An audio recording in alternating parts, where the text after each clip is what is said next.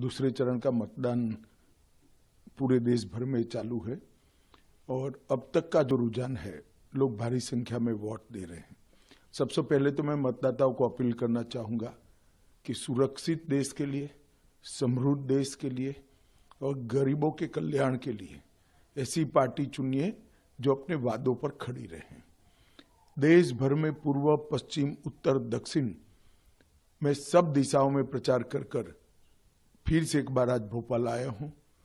देश भर में मोदी जी को तीसरी बार प्रधानमंत्री बनाने के लिए बहुत बड़ा उत्साह है और हर जगह पे वो प्रदर्शित हो रहा है। कांग्रेस के घोषणा पत्र आने के बाद भारतीय जनता पार्टी के प्रति लोगों का रुझान और बढ़ा है, क्योंकि कांग्रेस ने अपने घोषणा पत्र में अपीसमेंट की उनकी पुरानी आदत को फिर से एक बार रिपीट किया है। कांग्रेस के घोषणा पत्र में पर्सनल लॉ को हम आगे बढ़ाएंगे, ये बात की है। मैं राहुल गांधी जी को पूछना चाहता हूं, पर्सनल लॉ को आप आगे बढ़ाएंगे तो क्या ये देश अब शरिया के आधार पर चलेगा? किस प्रकार का पंथ निरपेक्ष संविधान आप इस देश में चाहते हैं? हमारा संविधान पंथ निरपेक्ष है। देश के कानून धर्म के आधार पर नहीं बन सकते। भारतीय जनता पार्टी ने अपने घोषणा पत्र में स्पष्टता के साथ कहा है, हम यूनिफॉर्म सिविल कोड को लाएंगे। सभी पंथ मजहब के लोगों के लिए एक ही कानून होगा।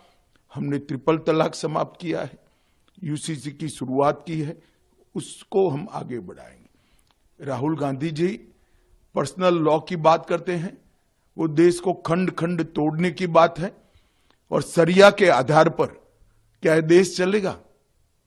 किसी एक धर्म के कानून के आधार पर ये देश नहीं चल सकता। ये देश में पर्सनल लॉ नहीं चल सकते। ये भारतीय जनता पार्टी का फर्म बिलीफ है। मोदी जी ने जो गरीब कल्याण के काम किए हैं, उसके कारण गरीबों में मतदान का बहुत उत्साह है। दलित,